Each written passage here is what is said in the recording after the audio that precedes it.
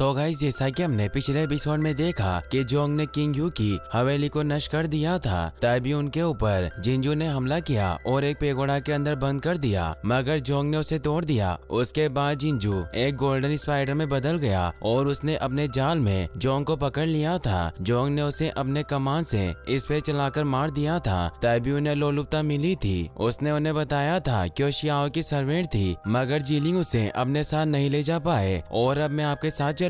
तभी जिंजू फिर से जिंदा हो गया था। लियो ने शियाओ को शी कैपिटल में भेज दिया था, जहाँ से उसे उसके दादा का पता चलता और माओ क्यू को बीमार होने के कारण नहीं आने दिया था। अब हम देखते हैं कि शियाओ नीलामी में पहुंच गया था। तभी एक लड़का लड़की आपस में बातें करते हैं कि ग्रेट डीमन के बारे में जानती हो, तो लड़की कहती है कि मैंने सुना है कि किसी ने अकेले ही किंग यू के घर को खत्म कर दिया, जबकि उनके परिवार को रॉयल फैमिली से प्रोटेक्शन मिली हुई थी और मेरे पिता ने मुझे बताया कि महल तो नष्ट हो गया, मगर एक गोल्डन स्पाइडर अभी भी रॉयल फैमिली के लिए लड़ रहा है। तभी एक आदमी कहता है कि जोंग ने रातों रात कैपिटल को छोड़ दिया था। जब उन्हें जिलिंग के सच का पता चला, ये सारी बातें शियाओ ने सुन ली थी। तभी वहाँ नीलामी शुरू होने लगती है। नीलामी करने वाली लड़की सभी नए लोगों को नीलामी के नियम बताती है कि जो कोई भी यहाँ से 5 चीजें खरीदेगा, सबसे ज्यादा पैसों में वो हमारे आज के स्पेशल गेस्ट होंगे और साथ ही हर तरह की जानकारी हासिल कर सकते हैं। शियाओ पहले तो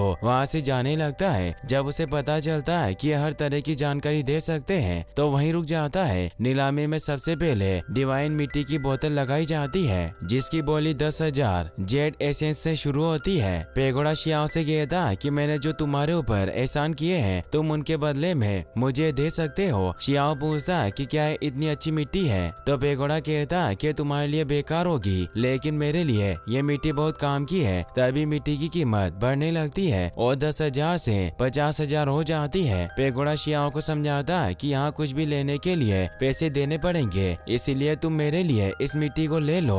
काफी सोचने के बाद शियाओ मिट्टी को लेने के लिए अपने नेवी ब्लू मेरो खजाने को दाव पर लगाता है और पूछता है कि इसकी कीमत कितनी है। तभी लोग बातें करने लगते हैं कि नेवी ब्लू खजाने का एक बड़ा हिस्सा है, इसे तो बहुत ज्यादा कीमत में बेचा जा सकता था, क्योंकि इसकी कीमत तो करोड़ों में है। तभी यू कबीले का एक लोग शियाओ को देखकर काफी गुस्सा होता है। बोली लगाने वाली औरत शियाओ से कहती है कि तुम्हारा खजाना पूरी तरह नेचुरल है, इसे प्राइसलेस खजाना कहा जा सकता है। शियाओ कहता है कि एक ओरिजिनल खजाना है जिसे मुझे जलपरी ने दिया था, और शियाओ खजाने का थोड़ा सा टुकड़ा ले लेता है, जिसे देखकर सभी लोग चौंक जाते हैं। शियाओ खजाने के टुकड़े को दाव पर लगाता है। तभी कोई मिट्टी की कीमत बढ़ा देता है, तो शियाओ खजाने का एक टुकड़ा तोड़ लेता है। जब शियाओ को कोई जवाब नहीं देता तो वो टुकड़ा तोड़ने लगता है, जिसे देखकर सभी उसे ऐसा करने से मना करते हैं। शियाओ पूछता है कि क्या मुझे और दाम बढ़ाने की जरूरत है, तो सेलर कहती है कि तुम्हें ऐसा करने की कोई जरूरत नहीं है, तुम अपने इस खजाने से कुछ भी खरीद सकते हो। शियाओ कहता है कि मुझे कोई फर्क नहीं पड़ता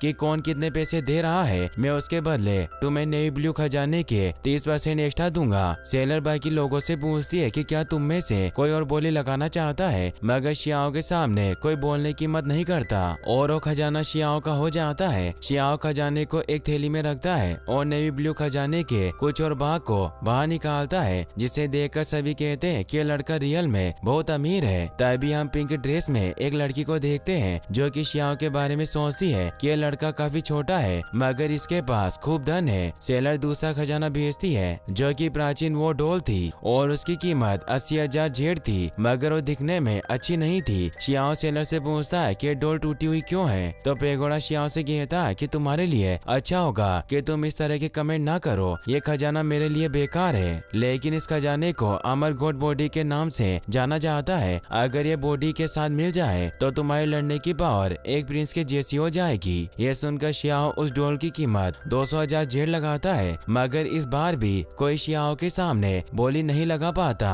और वो डॉल भी शियाओ की हो जाती है। ऐसे करते हुए शियाओ 5 खजाने को खरीद लेता है। इस वजह से वो वहाँ का मुख्य गेस्ट होता है। कुछ लड़कियां आकर शियाओ को वहाँ से ले जाती है। लोग बातें करते हैं कि अमीर लोगों की बराबरी नहीं की जा सकती। शियाओ को बाकी लोगों से अलग ऊपर ले जाया जाता है, जहाँ सोचता है कि बोली खत्म होने में कितना समय लगेगा, मुझे जल्दी से मेरे दादा के बारे में जानना है। तभी सेलर एक ब्लड डीमन तलवार को सेल करती है। पेगोड़ा शियाओ से कहता है कि तुम ये तलवार मेरे लिए खरीद लो, और अगर तुम ऐसा करते हो हो तुम्हारा मुझ पर एक एहसान रह जाएगा। शियाओ कहता है कि तुम अभी भी बाजार में से सब्जी खरीदना चाहते हो और वो तलवार को नहीं खरीदता। तभी सेलर अपने आखिरी सेल में आधी मोती को बेचती है जिसकी कीमत 1 लाख होती है। सभी लोग वहाँ बोली लगाते हैं। तभी वहाँ एक लड़की आती है जो 200,000 जेड लगाती है, जिसके आने से कई सारी तितलियाँ उड़ने लगती है और उस तितली का नाम फेरी उचन होता है। और उसके साथ हाइनेस शिलियू भी आती है। फेरी शिलियू को बताती है कि आज का आखिरी सामान है। तभी वहाँ एक और लड़की आती है जो मोती की बोली 3 लाख जेड लगाती है और फेरी उचन से कहती है कि तुम तो मुझे जानती हो, फिर भी तुम उसके पास जाकर उसकी बोली क्यों छेड़ती हो। फेरी अपनी पावर को एक्टिवेट कर लेती है और पिंक गर्ल पर हमला करने की कोशिश करती है, मगर पिंक वहाँ से दूर जाकर फेरी पर हमला करती है, मगर फेरी वार को रोक लेती है। पिंक कहती है कि अगर तुमने हमला करके कुछ नुकसान किया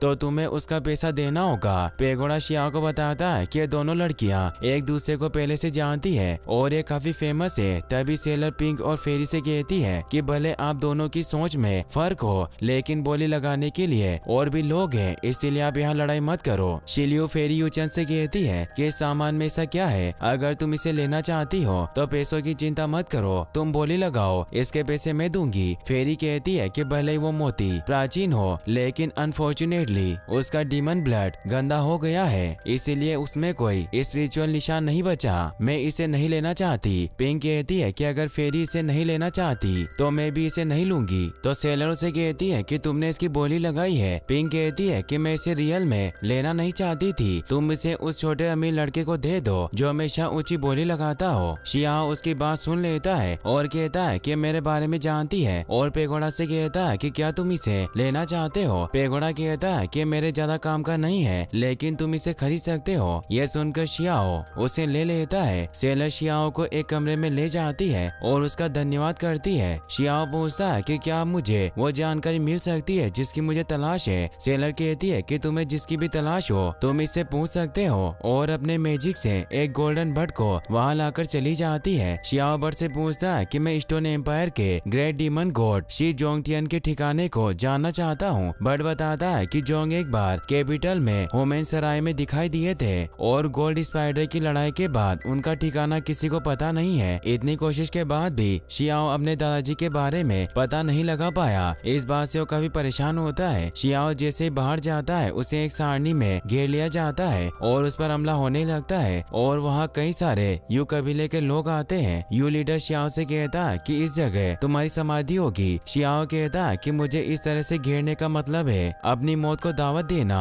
लेकिन मुझे बताओ कि तुम कौन हो। तो यू लीडर कहता है कि तुम्हें मरने के बाद पता चलेगा, और सभी अपनी तलवार को एक्टिवेट करके एक साथ शियाओ पर हमला करने लगते हैं। शियाओ सभी के वार को रोकता है। तभी उसे पता चलता है कि 8 डीमन शॉर्ट फॉर्मेशन ट्रिक का यूज कर रहे हैं। यू लीडर कहता है कि अगर तुम 8 डीमन शॉर्ट फॉर्मेशन ट्रिक को पहचान सकते हो, तुम्हें यह भी पता होना चाहिए कि आज ही तुम्हारी मौत होने वाली है, और शियाओ पर वार करते हैं। शियाओ सामने के वार को रोक लेता है। तभी उसके ऊपर पीछे से हमला होता है जिसे वो जानवर की खाल से रोक लेता है, मगर उसके हाथ में चोट लग जाती है। तो पेगोड़ा उसे बताता है कि ये रियल वाली 8 डीमन शॉर्ट फॉर्मेशन ट्रिक नहीं है। ये सुनकर शियाओ हंसता है। यू लीडर पूछता है कि तुम हंस क्यों रहे हो। तो शियाओ कहता है कि मैं सोच रहा हूँ कि ये 8 डीमन शॉर्ट फॉर्मेशन ट्रिक तुम जैसे बेकार लोगों के पास कैसे हो सकती है, ये बस एक क्लोन है। यू लीडर कहता है कि भले ये क्लोन हो, लेकिन तुम्हें हराने के लिए ये काफी है। शियाओ को ऐसा लगता है कि वो यू लीडर को पहले से जानता हो, इसीलिए उससे पूछता है कि मैं तुमसे आखिरी बार पूछ रहा हूँ, तुम कौन हो, अगर तुमने नहीं बताया तो मैं तुम्हें खत्म कर दूंगा। तो यू लीडर शियाओ पर हमला करने की कोशिश करता है, जिसे देखकर शियाओ अपनी विंग पावर को एक्टिवेट कर लेता है और यू कबीले के सभी लोगों को